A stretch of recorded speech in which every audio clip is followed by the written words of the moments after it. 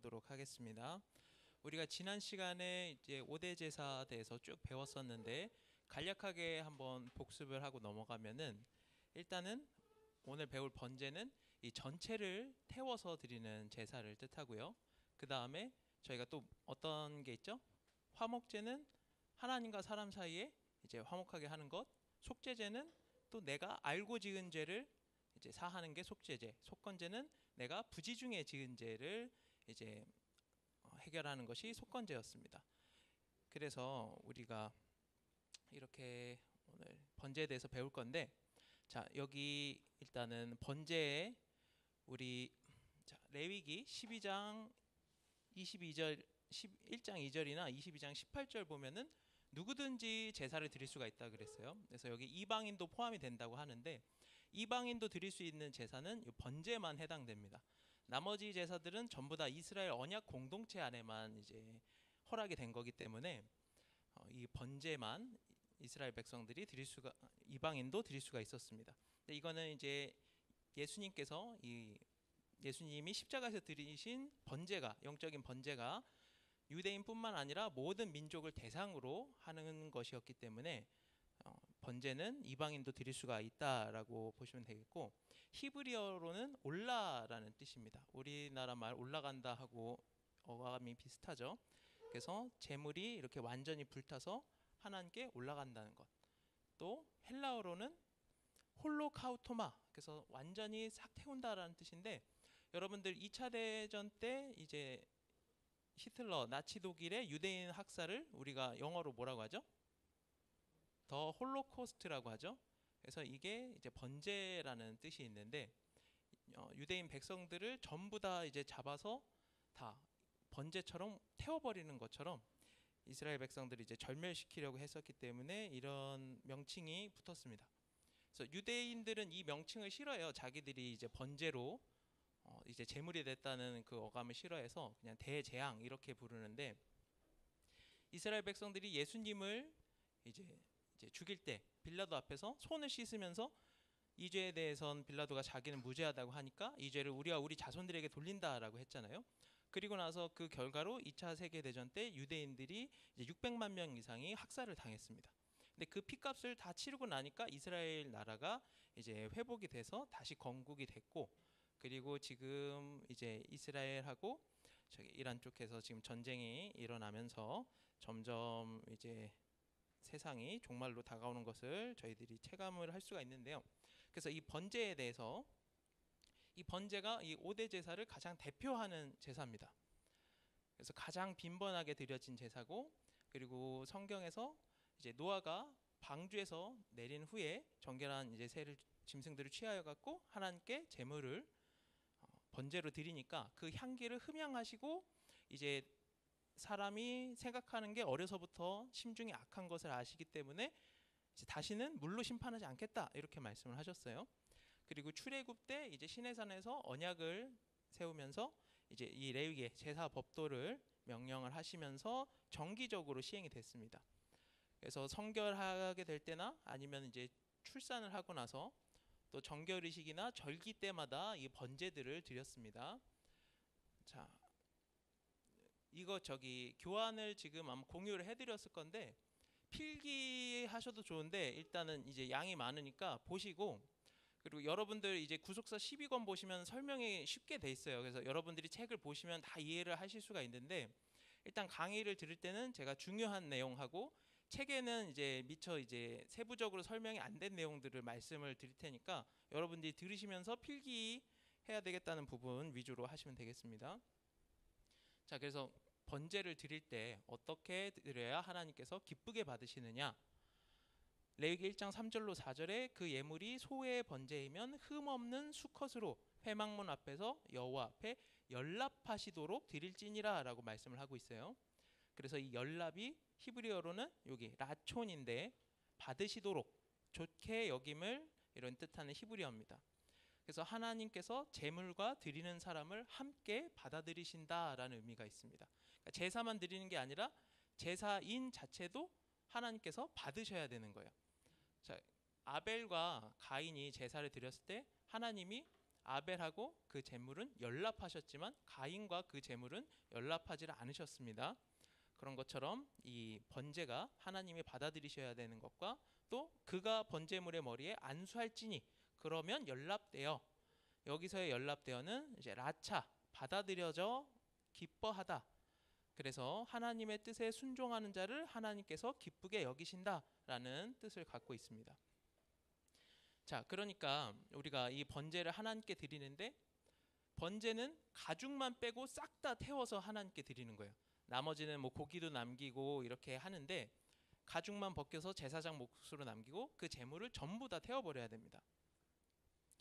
그래서 흠없는 수컷으로 드리고 또 회막문 앞에서 여호와께 드리면서 제물을 머리에 안수함으로 자신을 대신하는 의미. 그러니까 죄가 있으면은 죽어야 돼요. 근데 사람을 직접 죽일 수는 없으니까 그 죄를 짐승에게 안수를 해서 사람 대신에 짐승을 동일시해서 짐승을 잡아 죽입니다.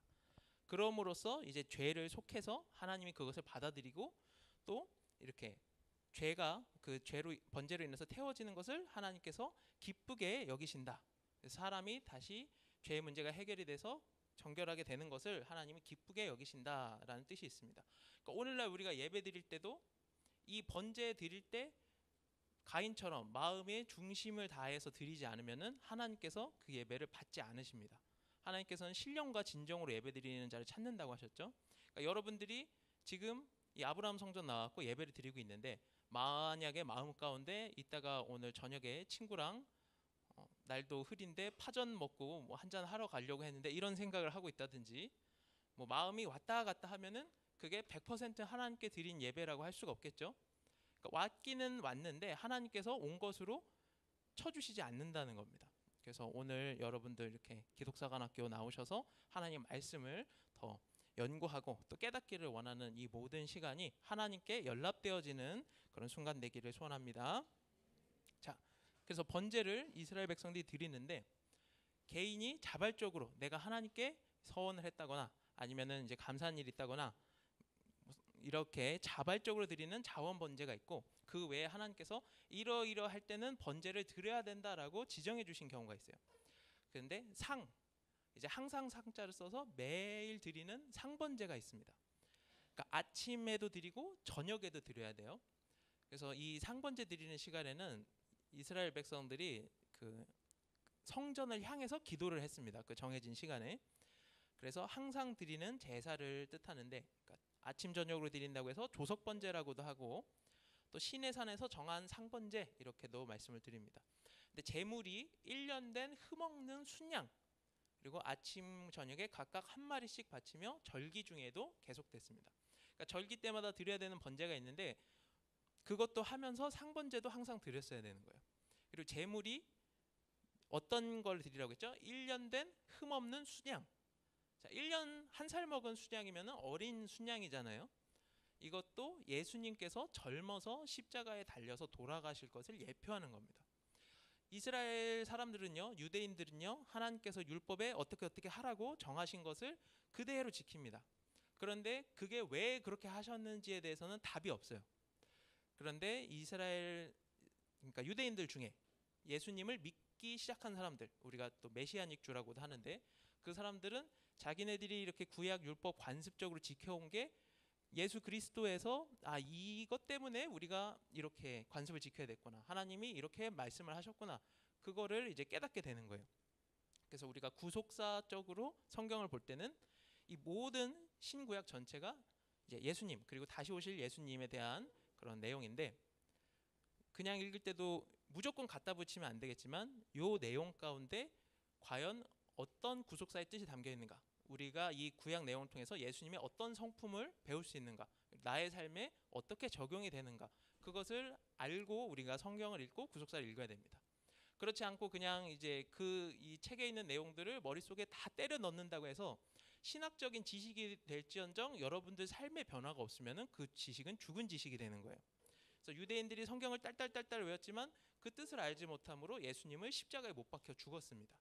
그러나 우리는 이제 이 구속사 말씀, 구속사의 관점으로 여러분들이 성경을 보고 성경을 관통하는 눈을 가질 때 이제 하나님께서 이 세상 역사를 앞으로 어떻게 이끌어 가실 것과 내가 이 구속사 가운데 어떤 역할을 해야 되는가, 그것을 깨달으면서 이제 하나님이 원하시는 구속사의 일꾼 되는 우리 하나님의 기쁨 헵시바 되기를 소원합니다.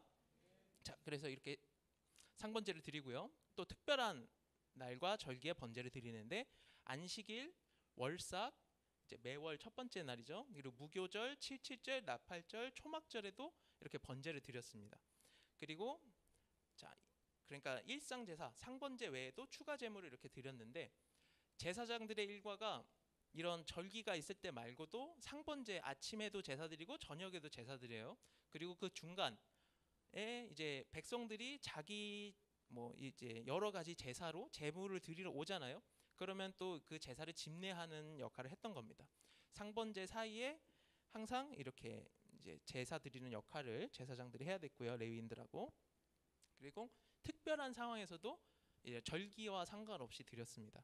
그러니까 제사장을 임명하거나 오늘날로 따지면 이제 목사 안수, 그리고 취임식 이렇게 드리는 제사, 또 정결의식, 출산 후에나 질병, 문둥병 같은 데서 이제 회복이 됐을 때 또 정결을 위해서 제사를 드리고, 또 서원을 했는데 그걸 이제 다 서원한 대로 이제 성취를 했을 때, 또 나실인, 이제 나실인이 뭐죠? 하나님께 온전히 다 바친 사람이잖아요. 머리를 자르면 안 되고, 수염을 밀면 안 되고, 독주를 마시면 안 되고. 그리고 또 법궤가 돌아왔을 때, 또 왕이 제사를 드릴 때도 번제를 드렸습니다. 우리 솔로몬이 1000 번제를 드렸다고 하는데, 요 1000 번제는 번제를 1000번 드렸다, 1000번째 드렸다는 게 아니에요. 1000개의 번제를 한 번에 드렸다는 뜻입니다. 자, 그리고 번제 제물을 보면은 흠없는 수소, 흠없는 순양, 순염소, 그리고 집비둘기하고 산비둘기, 이렇게 제물이 있습니다. 이게 번제에서는 이렇게 드리는 거예요. 그러니까 암컷이 있나요? 이 짐승 중에?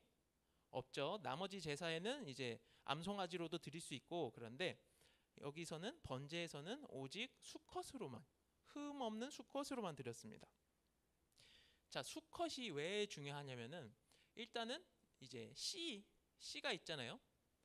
그 종마라고 해서 여러분들 경마장 같은 데서도 보면은 혈통 좋고 이제 몸이 좋은 그런 말들은 이제 종마라고 해가지고 그 한 번 짝짓기를 할 때마다 수억 원씩 이렇게 값을 받고서 그렇게 하는데, 성경에서의 또 씨는 우리 속에 심겨 있는 말씀을 뜻하는 겁니다. 그러니까 생명을 뜻하는 것이고, 이 번제 자체가 예수님의 십자가의 그 사역을, 십자가의 그 고난을 예표하는 거기 때문에 이 번제 제물들은 흠없는 수컷으로 드렸습니다. 자, 근데 여기 염소가 있어요. 자, 염소, 우리가 이제 마지막 때 양, 염소 이렇게 갈린다고 하는데, 염소는 정한 짐승인가요, 부정한 짐승인가요? 염소도 정한 짐승입니다. 발굽이 갈라졌고 대식임질을 하고, 다만 그 이제 가지고 있는 성격적인 특성 때문에 양과 염소의 비유 이렇게 갈려 있는 거지, 염소도 정한 짐승입니다. 정한 짐승이 아니면 제물로 드릴 수가 없죠. 자, 그래서 제일 비싼 게 수소, 그리고 중간가, 그리고 돈이 없을 때는 이렇게 비둘기로 드릴 수가 있었습니다. 그러니까 각자 형편에 맞춰서. 예수님께서 그 과부가 2렙돈을 헌금했을 때 그게 얼마 안 되는데 자기 생활비 전부를 냈기 때문에 이제 여기 있는 모든 사람들보다 많이 냈다라고 하셨잖아요.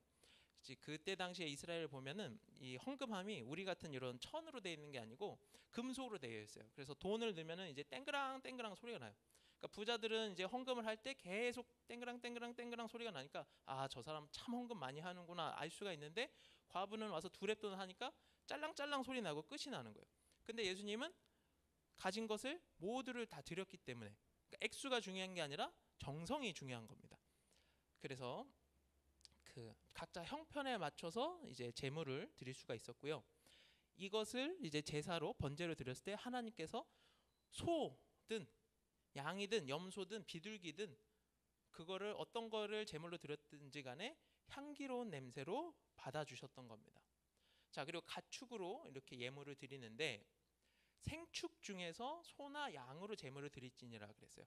그러니까 이 생축이라는 거는 집에서 기른 가축, 그러니까 여러분들 소유해, 여러분들이 먹이고 뭐 이렇게 기르고 했던 그 중에서 드려야 됩니다. 어디 산에 가서 아무거나 야생 짐승 잡아와서 드릴 수 있는 게 아니고 반드시 자기 거에서 내어놔야 됩니다. 여러분들 헌신할 때도 지금 이제 헵시바 이 젊은 청년의 시간 제일 귀한 시간이에요. 이제 여러분들 그 이 시간대를 돈으로 환산을 해보면은 30대 시간보다 40대 시간보다 지금 시간이 월등하게 비싸요. 여러분들이 지금 뭘 하느냐에 따라서 여러분들 앞으로의 인생의 진로나 방향이 다 바뀌기 때문에 금액으로 환산하면은 지금이 제일 비싼 시간대입니다. 근데 이 시간에 남들은 스펙 쌓고 아니면 돈 번다 여행 간다 하고 있을 때 여러분들은 성전에 나와서 지금 하나님의 말씀을 듣고 있어요. 그래서 여러분들이 가진 시간, 여러분들의 젊음, 여러분들의 재능 이거를 다 여러분들이 가진 거를 하나님께 헌신을 하는 겁니다. 자, 그리고 흠 없는 수컷이라고 했는데, 자, 이제 수컷 왜 수컷이 중요한지는 아까 설명을 드렸고, 그러니까 눈먼 거, 저는 거, 흠이 있는 거, 털 빠진 거 이런 것은 드려서는 안 됩니다. 그런 거는 이제 제사장들이 받지도 않을 뿐더러 드려도 하나님께서 이제 재앙을 내리시는 그런 게 되는데, 예수님 당시에는 이 제사장들이 그러니까 이게 정말 제물로 드릴 수 있는 건지 아닌지 검사를 했는데, 장사치들하고 결탁을 해가지고 이제 그 장사치들이 비싸게 팔아먹는 그 제물들만 이제 통과를 해줬던 겁니다. 그러니까 멀리서 이제 이방 나라나 아니면 한참 먼 데서 이제 제사를 드리러 유월절날 와야 되는데, 그렇게 제물을 끌고 오면 그 제물이 상할 거 아니에요. 오는 동안 뭐 일주일에 걸려서 짐승을 데리고 오면은 멀쩡한 상태가 아니잖아요. 그러니까 예루살렘에서 제물을 사가지고 제사를 드렸는데 거기서 중간에 이런 폭리를 취했던 겁니다. 그래서 예수님께서 성전 정결을 하시면서 내 아버지 집은 기도하는 집인데 너희들이 강도의 궁혈, 강도의 이제 굴을 만든다 이렇게 말씀을 하셨던 거고. 자, 그리고 비둘기는 자 우리 병아리 보면 암수 간별사가 있어요. 그래서 암평아리는 알을 낳을 수 있으니까 양계장에서 가져가요. 그리고 수평아리는 이제 거기서 바로 이제 생명을 달리하거든요. 그래서 여러분들 때는 있었는지 모르겠는데 초등학교 앞에 가면은 병아리 팔죠. 네, 그 염색해가지고 병아리 파는데 가지고 오면은 일주일 못 돼서 보통 죽어요. 근데 이 아저씨들이 사기를 친다라고 많이 생각을 했는데 사실은 바로 죽을 수평아리 조금이라도 살려갖고 여러분들한테 팔았던 겁니다. 그래서 암수 감별하는 전문가들은 딱 보면 아는데 비둘기 암수 이제 구분하기가 힘들죠. 그러니까 암수 구별 없이 이제 제물로 드릴 수가 있었어요. 자, 그런데 이 모든 제물들이 예표하는 것이 뭐냐? 바로 예수님이 온전히 하나님께 바친 최고의 제물이었습니다. 흠 없는 이런 제물이 예수님이었는데, 자, 에베소서 5장 2절에 예수님께서 향기로운 제물과 생축으로 하나님께 드리셨느니라 말씀을 하고 있어요. 예수님께서 자기를 버리셔서 하나님께 십자가에 이제 번제로 자기 자신을 바치셨는데 그게 향기로운 제물과 생축이라는 뜻입니다. 자, 우리가 이제 고린도서 5장 21절이나 히브리 4장 15절이나 이렇게 보면은 그리스도의 향기에 대해서 이렇게 말씀을 하고 있어요. 예수님이 이제 이제 십자가에 달려서 돌아가셨어요. 원래 무덤에서는 무슨 냄새가 나야 돼요? 썩은 냄새가 나야 돼요. 근데 예수님이 부활하신 그 빈 무덤에서는 향기로운 냄새만 나는 겁니다. 그러니까 진짜 이렇게 꽃향기가 났다는 게 아니고 죽음, 부패한 자리가 이제 생명의 자리로 바뀌어졌다는 거예요. 그리고 우리들도 삶을 살아가면서 그리스도의 향기를 내야 되는데, 여러분들이 그리스도의 편지라 그러잖아요. 그래서 너 종교가 뭐야? 라고 하면은 저 교회 다녀요 라고 말하기가 좀 껄끄러울 때가 있어요. 왜냐하면 이제 다른 사람들 때문에 교회가 욕을 먹지 않을까, 다른 사람들이 나를 보고 아니면 하나님의 영광을 가리지 않을까, 그러면은 너 교회 다닌다면서 제가 왜 저래 이렇게 사람들이 이제 낙인 찍고 그렇게 까내리기를 좋아하잖아요. 그런데 우리의 삶 자체가 어느 누가 보든지 간에 그리스도의 향기를 전하는 삶이 되어야 된다는 겁니다. 그래서 저 사람이 믿는 하나님이면은 나는 교회 다녀보고 싶다. 제가 다니는 교회면은 나도 가보고 싶은데, 이렇게 돼야 여러분들이 그리스도의 이런 편지로 또 그리스도의 향기로 복음을 전하는 이제 우리 헵시바들이 될 수가 있는 겁니다.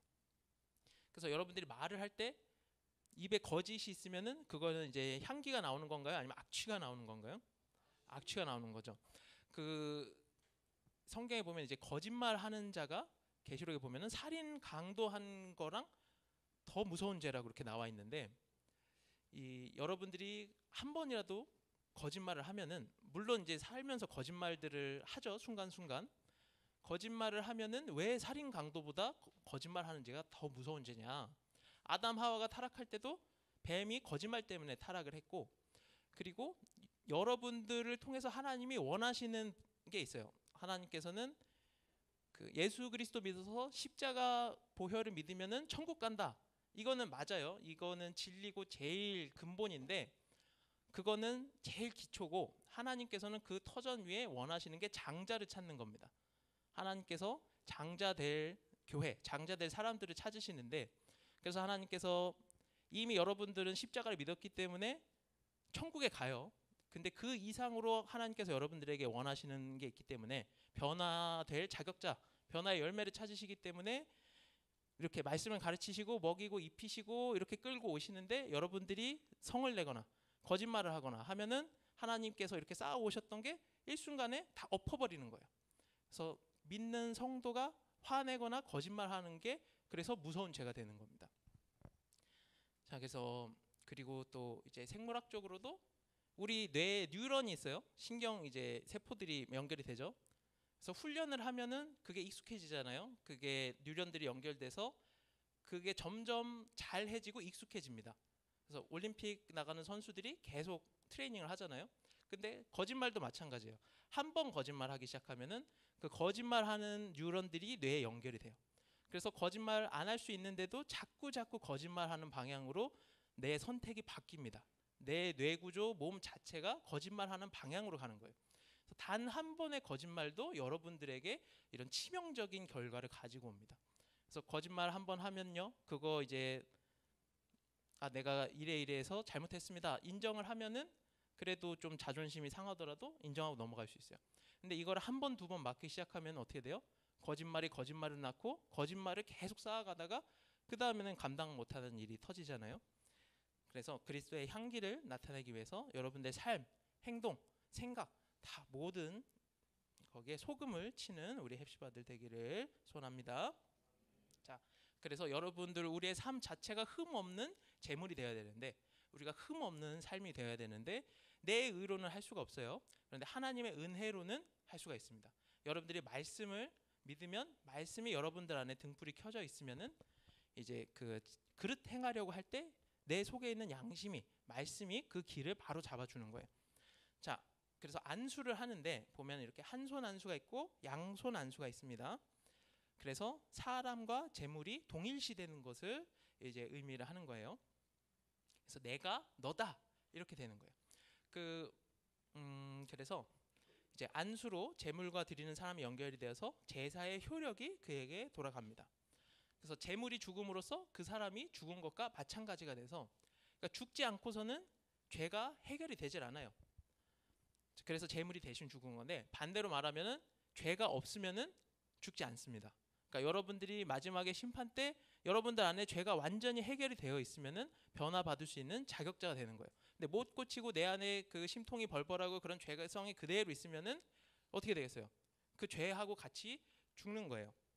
자, 그래서 이 재물을 잡는 장소를 보면은 번제단 북쪽, 왜냐면은 이렇게 들어와서 여기 토단이 있고 물두멍이 있으니까 여기 비어있는 북쪽에서 재물을 잡는데, 자, 많은 자료나 동영상 같은 거 보면은 제사장들이 잡는 걸로 나와 있어요. 근데 그게 맞나요?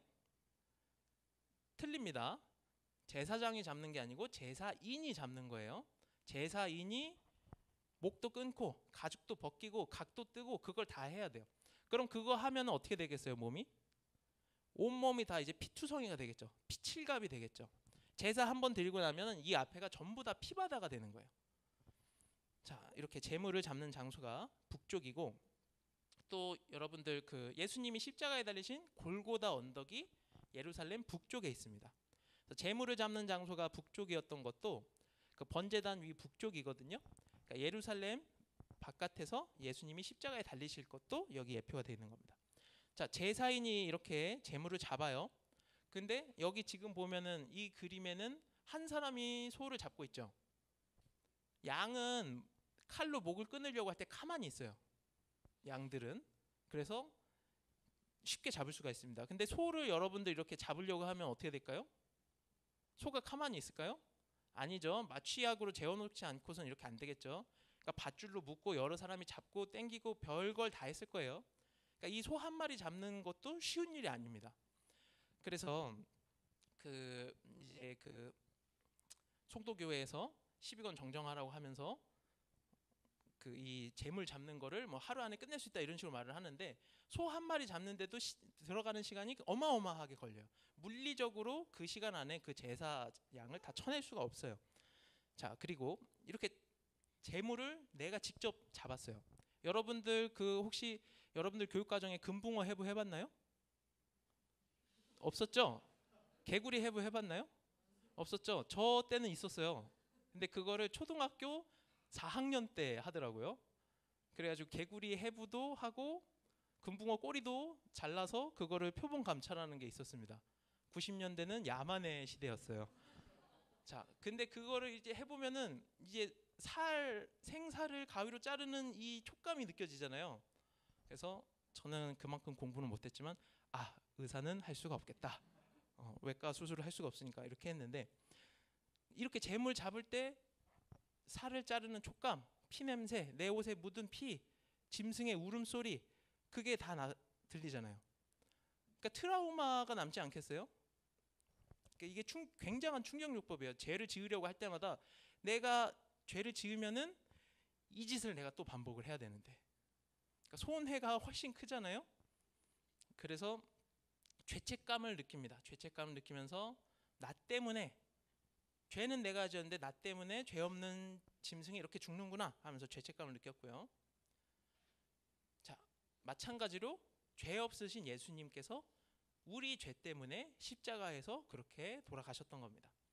그리고 제물에 피를 뿌리는데, 자, 여호와 앞에서 잡아서 이렇게 그릇에 그 피를 담아 가지고 이제 번제단 사면에 이렇게 뿌립니다. 그래서 피를 뿌리는데, 피를 넉넉히 붓는 행위로 농부가 씨앗을 뿌리는 것과 이제 유사한 용어로 쓰여졌고요.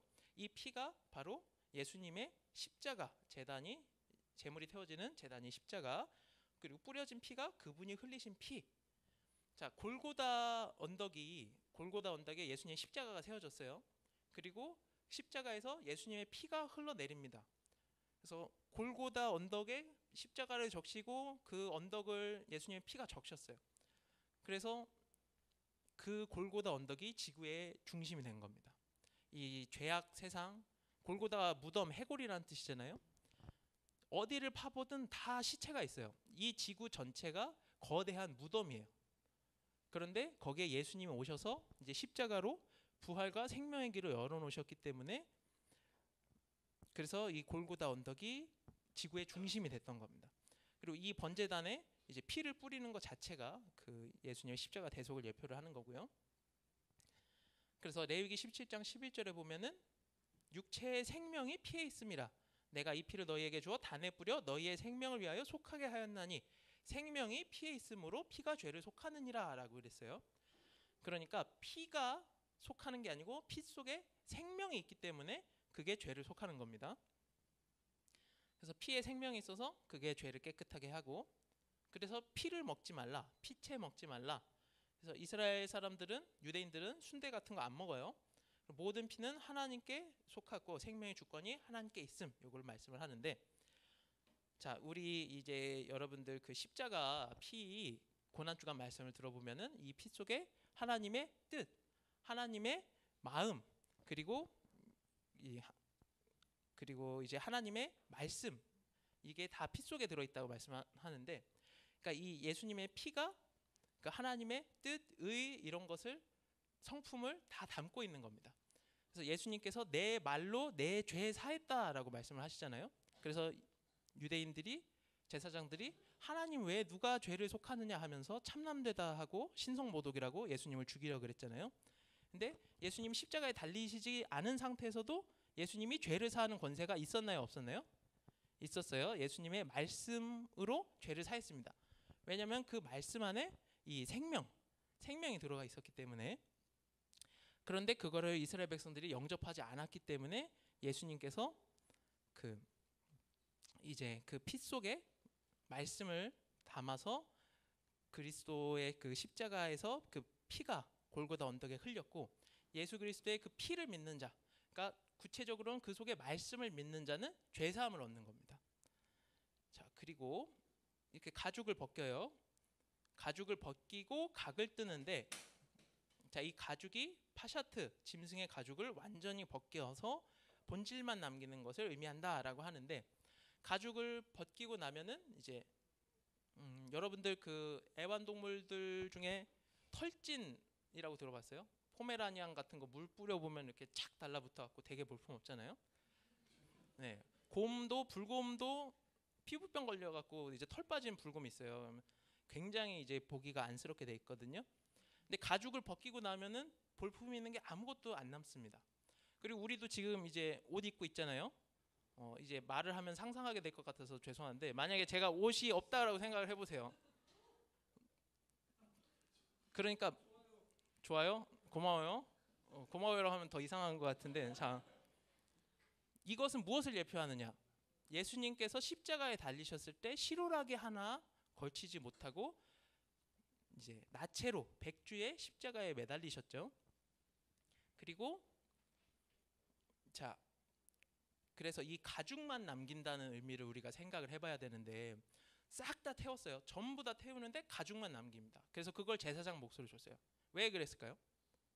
가죽은 비싸서 아까우니까 남겨야 됐을까요? 자, 이 십자가에 달리실 때 예수님의 입고 계셨던 홍포를 이제 로마 병정들이 그걸 다 찢어버렸어요. 그러니까 예수님 옷을 벗긴 다음에 홍포를 입혀서 그걸 이제 십자가 앞에서 제비를 뽑은 거거든요.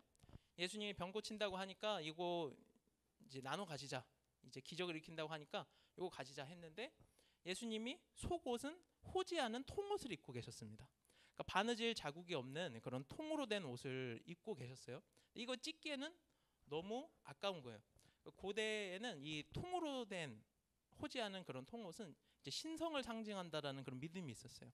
그래서 제비 뽑지 이제 찢지 않고 한 명이 가져갔는데, 지금 우리가 다 기독교 예수님을 믿어요. 근데 우리는 무슨 파죠? 장로교입니다. 장로교. 근데 장로교 안에서도 통합이 있고 합동이 있고 뭐가 있고, 그리고 감리교, 침례교 다 예수님 믿는다고 하면서 뭔가 좀씩 달라요. 성경에 대한 해석이 조금 다르기도 하고, 그러면서 서로 이단이라고 손가락질하기도 하고. 그런데 이렇게 그 동서남북 네 방향으로 찢어진 것처럼 기독교는 전체가 전파가 됐어요.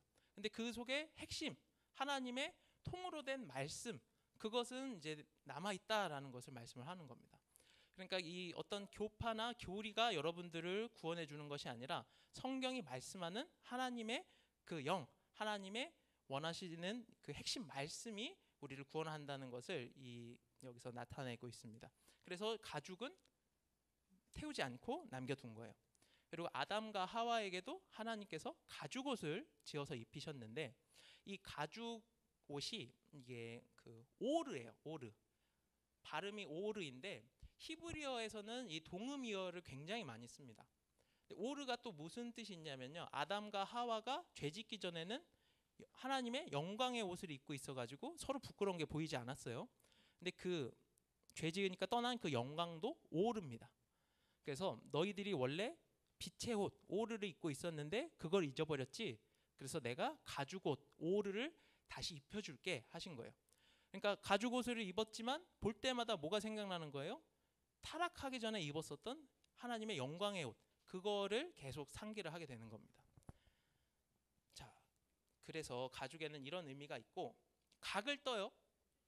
각을 뜹니다. 관절을 다 쪼개요. 이것도 제사인이 하는 거예요.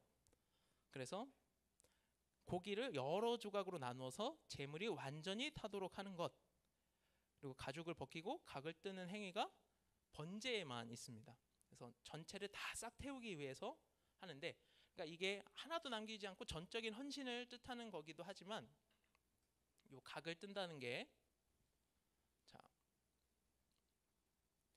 자, 요한복음 19장 23절 요거는 제가 설명을 했고, 히브리서 4장 12절에 하나님의 말씀은 살았고 운동력이 있어 좌우의 날선 어떤 것보다 예리하여 혼과 영과 및 관절과 골수를 찔러 쪼개기까지 하며, 이렇게 말씀을 했죠.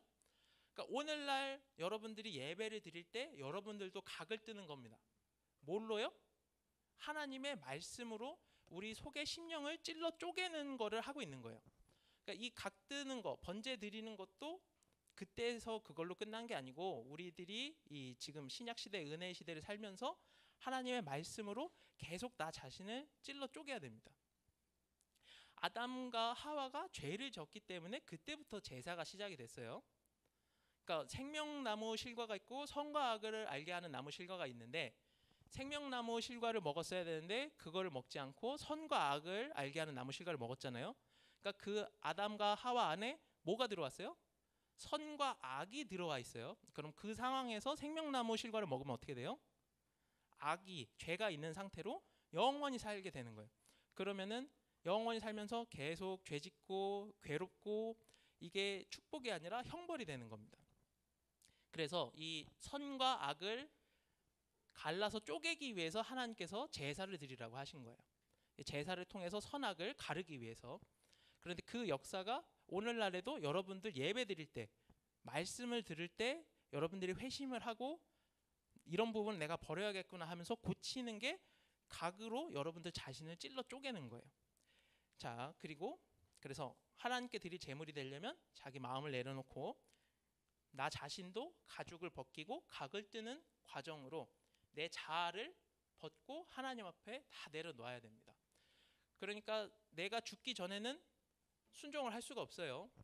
내가 하고 싶은 게 있는데, 나도 꿈이 있는데, 나도 다른 사람들 못지않게 할 수 있는데, 근데 하나님께서 또 여러분들에게 바라시는 게 있기 때문에 여기서 이제 살다가 끝나는 게 아니기 때문에 하나님께서 여러분들에게 더 좋은 것을 주셔야 되고 여러분들을 이만큼 원하는 부분까지 장성시켜야 되기 때문에 그대로 방치하지 않고 이제 놓지 않으시는 겁니다. 여러분들 지금 우리에게 주어진 요 삶이 운전면허증 딴 사람만 한번 살짝 손들어 볼까요?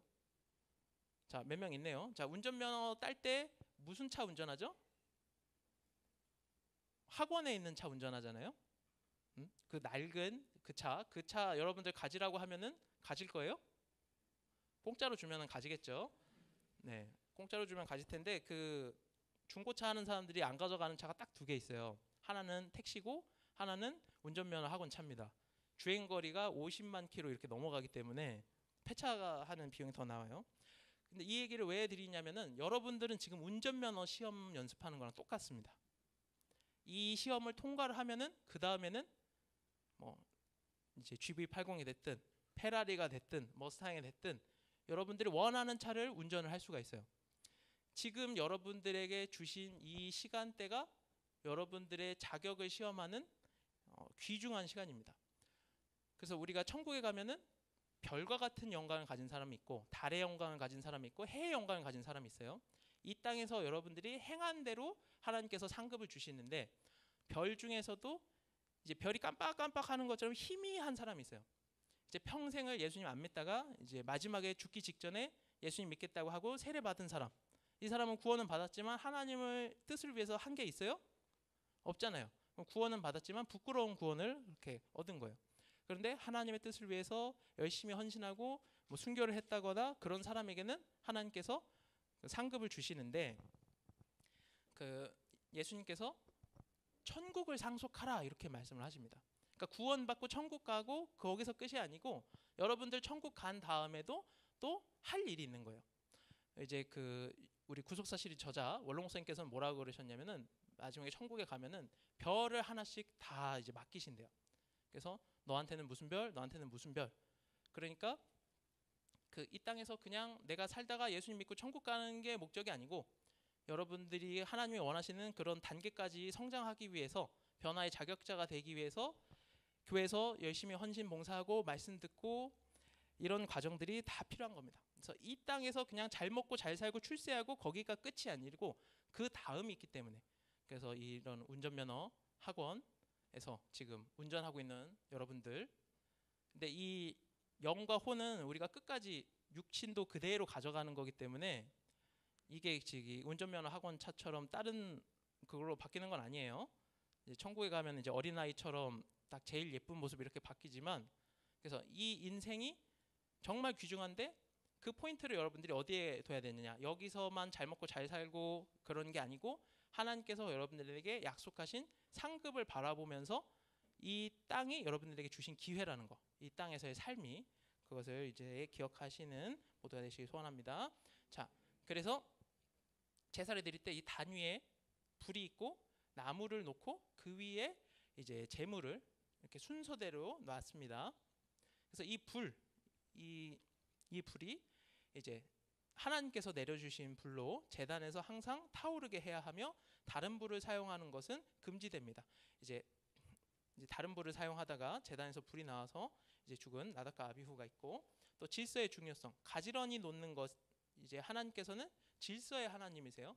회전하는 그림자도 없으시고 혼잡한 것을 싫어하시는 하나님이세요. 그래서 우리가 예배 드릴 때도 이제 책상 줄이나 청소나 이런 거 다 하는 것도 예배를 드리기 위해서는 질서의 하나님 앞에 우리가 질서를 맞춰야 되고, 또 우리의 마음 자세도 정돈돼야 되기 때문에 항상 그렇게 준비를 하는 거죠.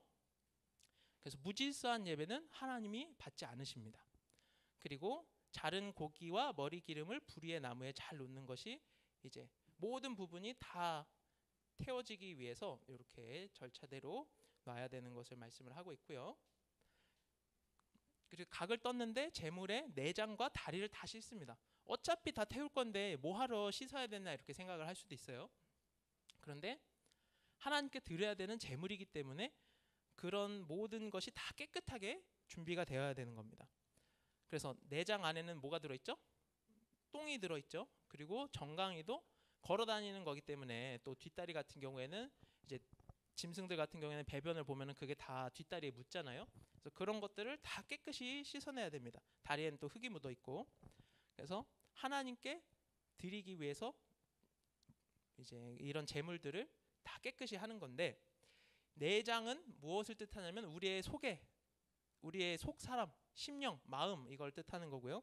다리는 우리의 행동을 뜻합니다.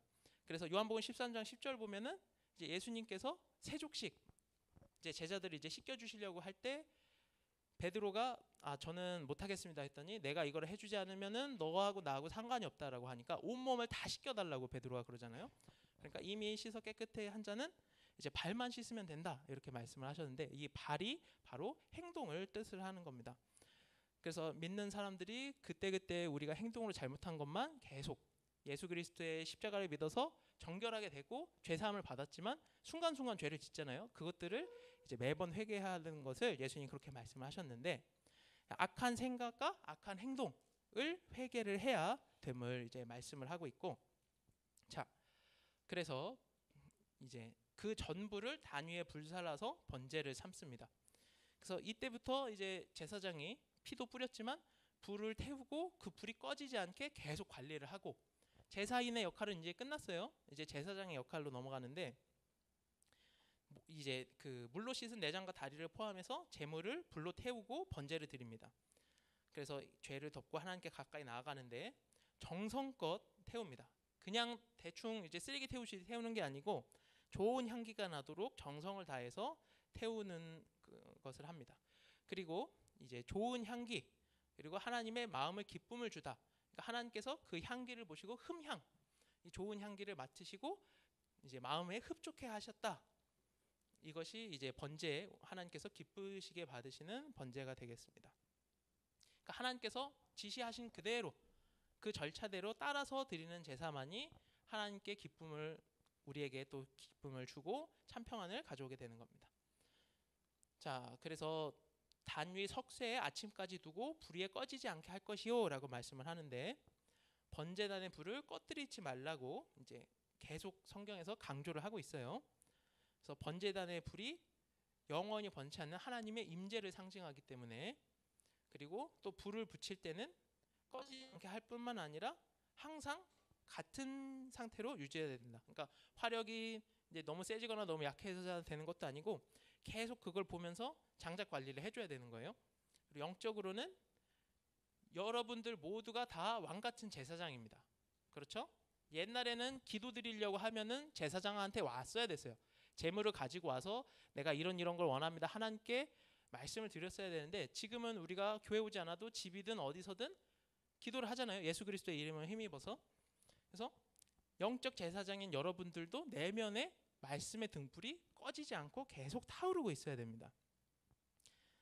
자, 그것을 말씀을 하고 또 이제 번제로 그래서 다 탔어요. 그러면 이제 재가 남잖아요. 그 재를 어떻게 처리를 하냐면 제사장이 이제 세마포 긴 옷을 입고 세마포 고의로 하체를 가리우고 단 위에서 탄 번제의 재를 가져다가 단 곁에 두고, 그러니까 일단 재를 걷어서 단 곁에다가 뒀다가 환복을 하고 여러분들 작업할 때 작업복 입는 것처럼 일단 옷을 갈아입고 진 바깥 정결한 곳으로 가져갈 것이요. 그 이 제사 과정에서 입었던 옷도 이 정결하게 됐기 때문에 이제 그것을 입고 바로 나가는 것이 아니고 옷을 갈아입은 다음에 진 바깥 정결한 곳으로 가져갑니다. 그래서 거룩한 의복은 거룩한 섬김을 위한 이제 준비이기 때문에 옷을 환복을 하는 것이고요. 그리고 성막 밖으로 이제 평상복으로 갈아입어서 깨끗한 곳에 옮깁니다. 그래서 하나님께 바쳐진 것이 그 재까지도 거룩하기 때문에 깨끗한 곳에 따로 버리고요.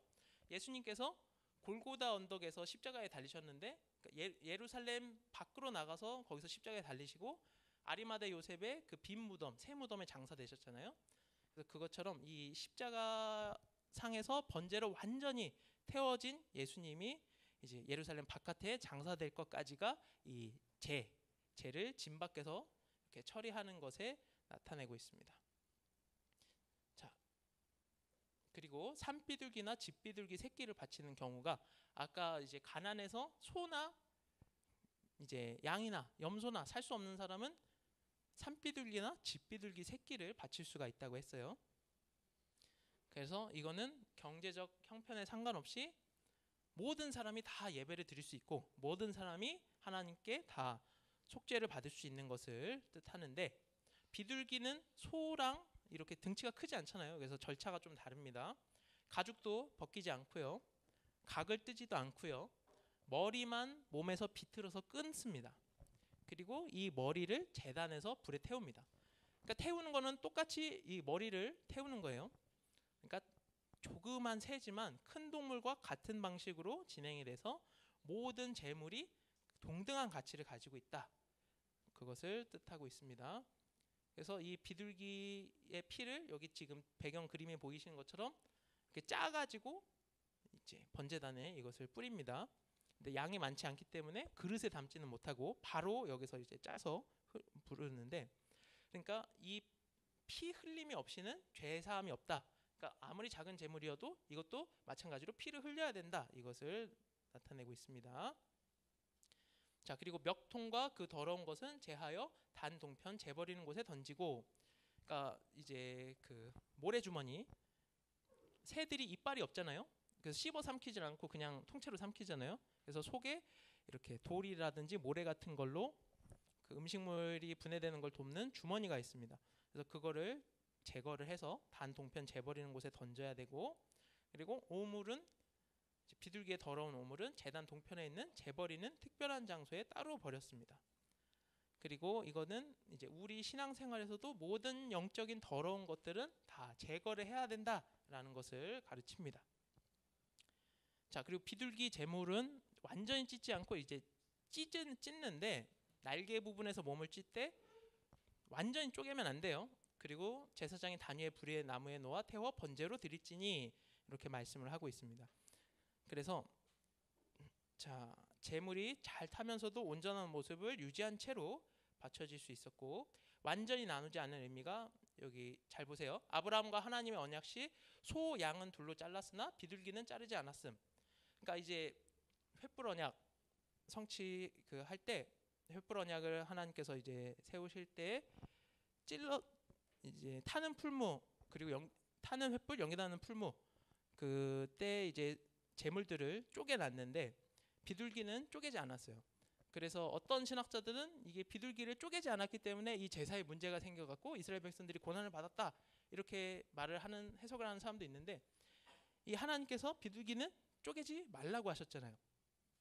그래서 이 그 소 그리고 양 이런 것들은 구약 시대, 또 선지자 시대 이런 것을 예표를 합니다. 그리고 그 다음에 양은 그 후 신약 시대, 예수님 시대를 예표를 하는 것이고, 비둘기는 무엇을 뜻하느냐, 이 세 가지로 구분을 했을 때 그 후에 올 성령 시대를 말씀을 하는 거예요. 그래서 죄가 있으면은 쪼개야 되잖아요.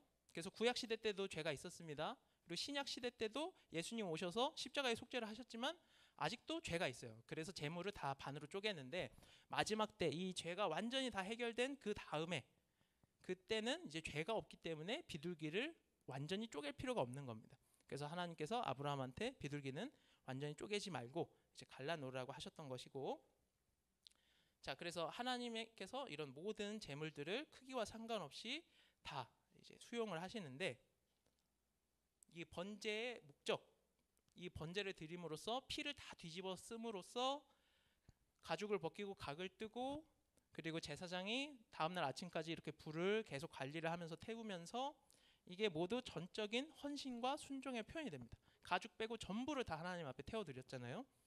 그리고 그래서 하나님께 순종과 헌신, 감사와 찬양을 표현을 하고, 또 하나님께 약속한 것, 서원한 걸 지키기 위해서도 하고, 또 죄를 지은 것을 속죄할 때 그래서 안수를 해갖고 죄를 전가를 했죠.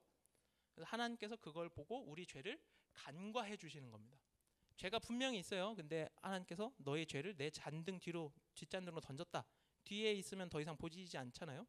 그것처럼 이렇게 우리가 제사를, 번제를 드렸을 때 예수 그리스도의 피를 힘입어서 우리가 회개를 했을 때, 그때 하나님께서 죄 없다라고 인정을 해주시는 겁니다. 자, 그래서 속죄제하고 드릴 때는 순서가 있어요. 속죄제를 먼저 하고 번제를 드려요. 근데 화목제를 할 때는, 자, 번제를 먼저 하고 화목제를 드립니다. 이 순서가 왜 이렇게 되냐면요, 여기 보시면 이게 우리 구원의 서정의 8단계라고 있습니다. 이제 성경에 나와 있는 우리가 구원을 받기까지의 과정을 단계별로 이렇게 구분을 해놓은 거예요. 이제 우리 개혁주의 신앙에서, 칼빈주의 개혁주의에서 가장 이제 모체가 되는 건데, 우리가 구원을 받을 때 어떻게 되냐면은 하나님께서 먼저 우리를 부르세요. 부르시고 이제 성령의 역사로 우리가 이제 거듭나게 됩니다. 그리고 회개를 하게 되고, 예수 그리스도 이제, 그리고 이제 회심, 그러니까 그 전까지 잘못했던 거에서 돌이키게 되고, 하나님께서 그러면은 믿음으로 우리를 의롭다라고 해주세요. 의인으로 삼아주시고, 그 다음에 하나님의 자녀됨, 하나님께서, 예수님이 하나님 아들이시지만 우리도 하나님의 양자를 삼아주시고, 그 과정 가운데 우리들은 다 지금 여기까지는 왔어요. 하나님의 자녀까지는 됐어요. 근데 지금도 죄를 짓고 잘못을 하잖아요. 근데 점점 이제 죄와 멀어지는 삶을 살아가죠. 그래서 그리스도의 분량까지 닮아가는 요 과정들을 다 성화라고 합니다. 그리고 그 과정 가운데 이제 시험 들거나 떨어지거나 하지 않도록 하나님께서 은혜로 이렇게 당겨주시는 걸 견인이라고 하고, 마지막에는 완성. 이 과정을 다 거쳐서 마지막 이제 그 최후 고난까지, 심판까지 다 통과한 사람이 부활과 변화의 상태가 되는 것을 영화라고 합니다. 그러니까 이 과정에서도 보듯이 이제 배를 지었으면요, 하나님 앞에 이제 그 먼저 회개를 먼저 해야 우리가 번제, 전적인 헌신을 할 수가 있는 거고, 이제 화목제, 하나님과 화평하기 위해서는 우리가 이 과정에서 회심을 하고 다시 의롭게 되고, 이런 우리의 하나님께 헌신하는 과정을 통해서만 하나님과 우리 사이가 좀 화목해질 수 있다. 그렇게 우리가 성화될 수 있다라는 것을 이렇게 나타내고 있습니다. 그래서 이렇게 이제 번제를 드릴 때도 속죄제가 먼저 드리고 번제를 드리고, 화목제를 드릴 때는 번제 먼저 드리고 그 다음에 화목제를 드려야 이제 온전한 제사가 됩니다. 자, 그리고 이제 정리를 해보면요, 하나님께서 기쁘시게 받으시는 번제는 제사 드리는 사람과 제물이 하나가 되는 것이고, 제물이 받아들여지면 그 사람도 받아들여지는 겁니다. 그러니까 여러분들이 드리는 예배가 하나님 앞에 받아들여지면, 연락이 되면은 하나님께서 여러분도 받으시는 거예요. 그러기 위해서 이제 신령과 진정으로 우리가 깨어서 예배를 드려야 됩니다. 그리고 번제의 목적, 이제 여호와께 좋은 향기가 됨. 그래서 이 향기가 우리의 삶 자체가 예수 그리스도의 향기를 나타내기 위해서 하나님께서 받으실 만한 우리의 삶이 되는 것, 우리 삶 자체가 예배가 되는 것이 목적입니다. 그래서 예수님께서 향기로운 제물로 자신을 바치고 우리가 이 죄된 옛 모습을 버리고 자신을 하나님께 드릴 때 하나님께서 기쁘시게 받으시는 겁니다. 그러니까 우리의 전체, 우리의 이렇게 예배드리는 시간뿐만 아니라 우리의 일생 전체가 다 하나님의 것임을 우리가 고백을 하고 그것을 인식하면서 살아가는 것. 나의 삶 전체가 하나님과 동행하는 삶이 되는 것이 우리가 드려야 될 예배고 이 번제의 의미입니다. 그래서 이 번제를 통해서 하나님께서 진노를 멈추시고요. 홍수 심판 이후에 노아가 번제를 드리고 나서 하나님께서 다시는 땅을 저주하지 않겠다 이렇게 말씀을 하셨고, 예수님께서 십자가에서 재물 전체를 불태워 하나님께 드리는 제사로 우리를 구원하신 것처럼 모든 것을 바쳐서 하나님의 진노를 누그러뜨리셨습니다. 자, 우리 평강제일교회에 아론 근조팀이 있어요. 여러분들 이제 하관 예배 참석을 해보시면은 그냥 흙을 덮지 않아요. 채를 갖다가 흙을 곱게 칩니다. 자, 근데 거기에는 어떤 의미가 있냐면은 이제 그 창세기에 보면은 하나님께서 아담을 흙으로 지으셨을 때 아파르 하 아담아 해서 붉은 고운 흙이에요. 근데 이게 붉다 또 먼지 고운 흙 이런 것을 다 포함을 하고 있어요. 근데 원로 목사님께서는 아론 근조팀한테 이것을 무엇라고 말씀을 해주셨냐면은 이게 붉으면서 고우면서 먼지면서 흙인 게 세상에 어딨냐. 근데 단 한 번 존재했는데 예수 그리스도의 십자가 피, 십자가에서 그 흘린 피가 골고다 언덕에 떨어졌을 때 그 붉으면서 고우면서 먼지면서 그런 흙이 한 번 존재했었다 이렇게 말씀을 한 거예요. 그러니까 아담을 흙으로 지으셨다고 했을 때 그 흙에 이미 예수님의 십자가가 거기에 예표가 되어 있던 겁니다. 그러면서 우리 이 예수 그리스도의 이 그 십자가의 사역으로 그 피로 깨끗하게 거듭난 성도는 죽어도 죽는 게 아니고 자는 거기 때문에 성도의 집을 우리가 그 예수님의 고운 흙으로 집을 만드는 거예요. 그래서 채를 통해서 다 걸러서 제일 고운 흙만 해가지고 그 성도의 집을 만들어서 거기다 모시잖아요. 그래서 그 아론 근조팀에서 하고 있는 그런 절차들이 지금 기독교에서 장례할 때 보면은 그냥 이제 유교나 뭐 이런 데서 가지고 온 그런 절차대로 막 하기도 하고 화장도 하기도 하는데, 성경적으로 정립된 그 유구한 역사 속에 최초로 성경적인 장례 예식이 우리 아론 근조팀이 하고 있는 겁니다. 그래서 그런 의미로 고운 흙으로 다 채질을 해가지고 이제 성도의 집을 만들어서 모시고 있습니다. 자, 그리고 하나님이 온전한 예배를 원하시는데 제사장이 이제 온전한 번제를 드리는 것, 이게 말씀과 성령의 불을 태워서 올려지는 향기로운 제물. 그러니까 예수님의 번제가 십자가에서 온전한 번제였고 우리들의 삶 자체도 우리 안에 말씀과 성령의 불이 있음으로 해서 하나님이 받으시는 온전한 제물, 온전한 삶이 되어야 된다는 거. 그리고 여러분들이 드리는 예배가 번제가 온전한 전적 헌신이었던 것처럼 1%도 따로 어디를 마음을 뺏기는 게 아니라 온전히 진심을 다해서 드려야 된다는 것을 이제 구약의 5대 제사의 대표인 번제가 오늘날 우리에게 말씀을 하고 있는 겁니다. 자, 그래서 새 성전의 번제와 영원한 예배. 그래서 이 번제가 어디까지 가느냐? 이제 에스겔 성전, 이제 끝날에 변화받을 자들이 갈 에스겔 성전에 보면은 저녁에 제사 없이 매일 아침 흠없는 1년 된 어린 양을 바쳐요. 그러니까 상번제를 드리는데 저녁 상번제가 없어졌어요.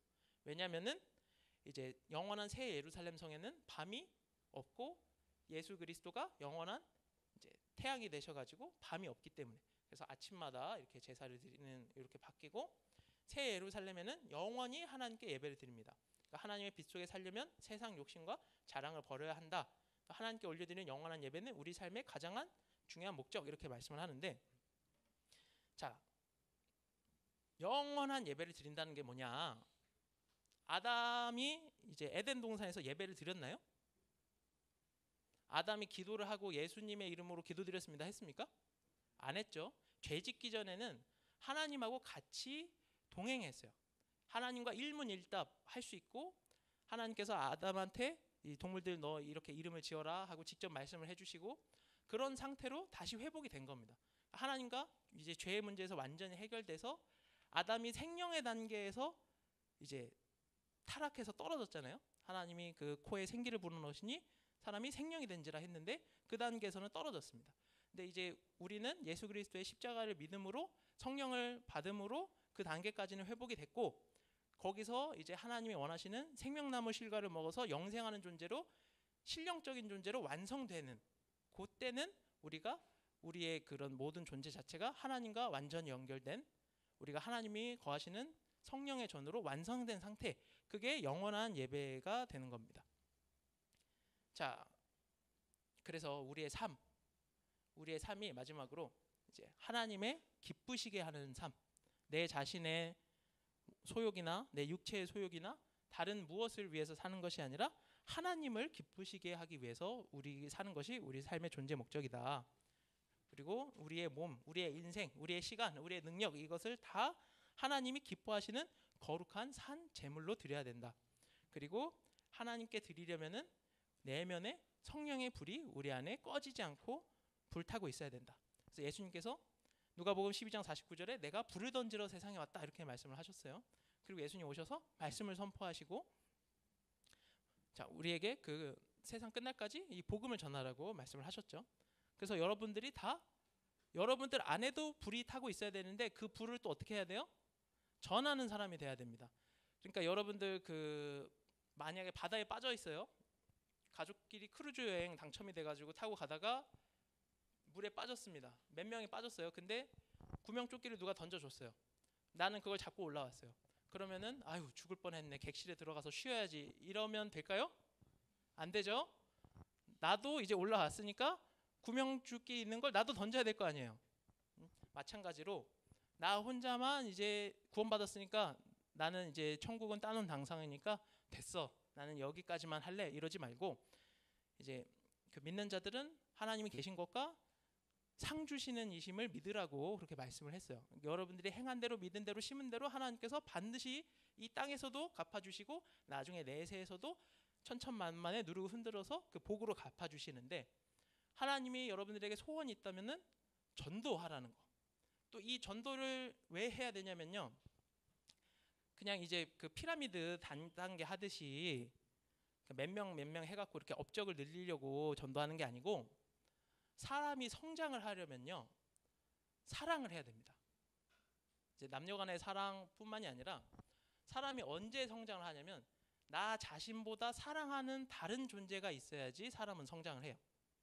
그래서 부모님들이 여러분들을 이제 기르시면서 그러니까 이제 남자들은 결혼해서 애 낳고 애를 품에 안아야 그때 철이 든다고 하거든요. 저는 아직 철이 안 들었어요. 자기보다 더 사랑하는 어떤 존재, 내 생명조차도 내어줄 수 있는 어떤 존재가 있어야지 성장을 하는 겁니다. 여러분들 지금 전도하려고 하면은 얼마나 힘들어요. 특히 지금은 교회 이제 친구 데리고 오려고 하면은 주일날 아침에 앞에서 저러고 있으면 야 이거 뭐야 물어보면은 뭐라고 말해줄 거예요. 아 그냥 좀 이상한 사람들 있어 이러잖아요. 이게 또 그 사람 눈치 봐야 되고 뭐 내 돈도 사주면서 먹을 것도 사줘야 되고 애 하나 기르는 거랑 똑같잖아요.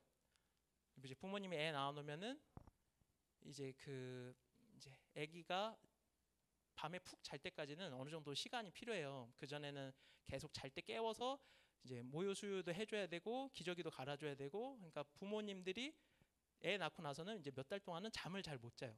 이런 과정을 다 통과를 해서 여러분들이 지금 이만큼 자란 겁니다. 마찬가지로 전도를 함으로써 여러분들도 생명 하나, 영혼 하나를 품으면서 그만큼 여러분들 신앙이 성장을 해 나가는 거예요. 그래서 이 전도라는 것도 그냥 우리가 복받기 위해서뿐만 아니라 정말 하나님이 원하시는 분량까지 우리가 자라나기 위해서, 우리가 성장하기 위해서 이 전도가 필요합니다. 그래서 한 생명을 잉태하고 구원하기 위해서 그 과정을 통해서 여러분들이 하나님이 원하시는 변화의 자격자로 계속 바뀌어가는 거예요. 그래서 구속사의 말씀은 십자가의 복음은 이제 세계에 많이 퍼져 있습니다. 그죠? 근데 아직 그 세계 언어가 한 7,000개 정도 있으면 신구약 성경이 다 번역 안 된 데도 많이 있어요. 그리고 마찬가지로 이 우리 구속사 시리즈도 아직은 가야 될 길이 멀습니다. 한국에서도 아직 전파될 부분도 많고 해외에는 더 말할 것도 없고 여러분들이 장차 커서 이 구속사 말씀 성령의 불을 가지고 전하는 사람이 되어야 돼요. 하나님께서 이 마지막 때 지금 과학기술이 굉장히 발달했잖아요. 일례로 여러분들 할머니들은 이제 빨래를 하려면은 개울가 나가서 겨울에는 얼음 깨고 그거를 이제 찬물에 손을 넣으면서 또 아궁에다가 삶고 빨래 한 번 하려면은 3-4시간이 훌쩍 가야 됐어요. 그런데 지금은 이제 딸깍 하면은 다 되잖아요. 어로 목사님은 이걸 뭐라 그러시냐면 과학 문명이 이렇게 계속 발전하는 거는 그만큼 시간 아껴서 전도하라고 하나님께서 과학 문명도 이렇게 발전하게 하신다는 거예요. 근데 지금은 어때요? AI 나왔죠? 여러분들 영어 공부 잘 못해도 이거 번역해줘 하면은 100% 완벽하게는 아니어도 의사소통 가능할 정도로 이렇게 됩니다. 점점 발전하고 있고 그 첨단 시대에 지금 제일 젊은 여러분들이 있어요. 그리고 여러분들 이 전 세계에 있는 모든 청년들 중에 여러분들만큼 이렇게 구속사 말씀 체계적으로 공부하고 교회에서 훈련받고 한 사람들이 없어요. 그러면은 하나님께서 여러분들에게 많이 주셨을 때는 이제 많이 준 사람한테는 많이 찾으신다 그랬어요. 1달란트 받은 사람은 1달란트만 남겨도 됩니다. 5달란트 받은 사람은 5달란트, 10달란트 받은 사람은 10달란트. 주인이 마지막에 찾으신다는 거예요. 내가 너를 이렇게 먹이고 입히고 은혜 주고 했는데 너는 뭐 했냐 했을 때 저는 땅속에 묻어놓다가 다시 드립니다. 이런 게 아니라 여러분들의 이 젊음, 여러분들의 지금의 이 삶, 이것을 다 총동원을 하셔서 이 번제처럼 온전히 하나님께 쓰임받는 이제 헵시바들 되기를 소원합니다.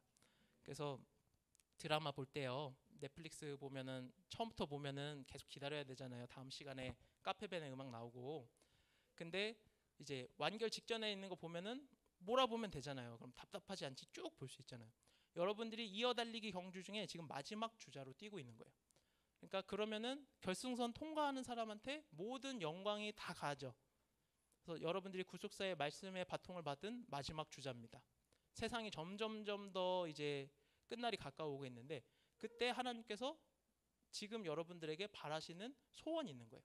그래서 여러분들이 하나님의 소원물이고 여러분들이 하나님의 기쁨이 되는 겁니다.